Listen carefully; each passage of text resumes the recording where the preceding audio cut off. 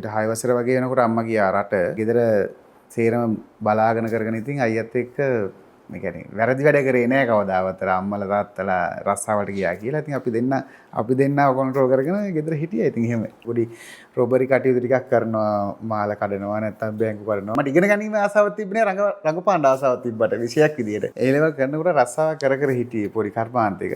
මගේ අයියා කෙනෙක් ඉන්නවා බණ්ඩාර කියලා. එයාගේ නයිට් කඩයක් තිබ්බ ඒකේ වැඩ කරා. මම ඇවිල්ලා සාම්ප්‍රදායික විදියට හිටපු ප්‍රේමවන්තයෙක්. එයා හිතුවේ පොඩ්ඩක් රැඩිකල් ප්‍රේමවන්තෙක් ගාවට යන්න. ඒක තමයි අපි දෙනේ ගැට්ටනේ තිබ්බේ. මගේ ඇඳුමක් හොදන්න නැතුව වෙන මිනිහෙක්ගේ ඇඳුමක් හොදන්න තැනට මෙයාපත් වෙලා. ඉතින් මට ඒකට පොඩි තරහක්, සැකයක්, ඊර්ෂ්‍යාවක් ඒ සේරම ආවයි. මට ඊර්ෂ්‍යාවක් එක්ක මම ඉතින් පොඩි ජඩ වැඩ ටිකක් කරනවා ඒගොල්ලන්ට.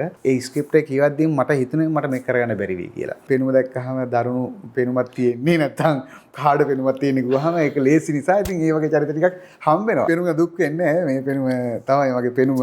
මම හිතන්නේ මේක නිසා තමයි මට මේ විදිහට රංගපාන්න මේ අවස්ථාව හම්බුනේ. සර් කොහොමද සර් මේ වගාව මේ බදාගෙන හිටියේ ඇඟේ ගෑවුනා සර් ඕකේ ප්‍රශ්නම යන්නේ. අඩෝ නන්ද සිනිමාලවත් කියලා දුවනවා. දැන් ළමයි ගොඩේට දුවන්නේ. කවුද කියන්නේ කියලා හොයන්න බෑ. මේ හොඳට කල්ලා තියෙනවා නේද? මෙයා නම් අපි තමයි බදාගන්න බැරි වගේ. ආදරෙන් මගේ ඉස්සරහා තියෙන නිර්මාණ හැම එකම බලන්න. බොහොම ස්තුතියි මාත් එක්ක මෙතෙක් කල් හිටියට ඉස්සරහට ඉන්න.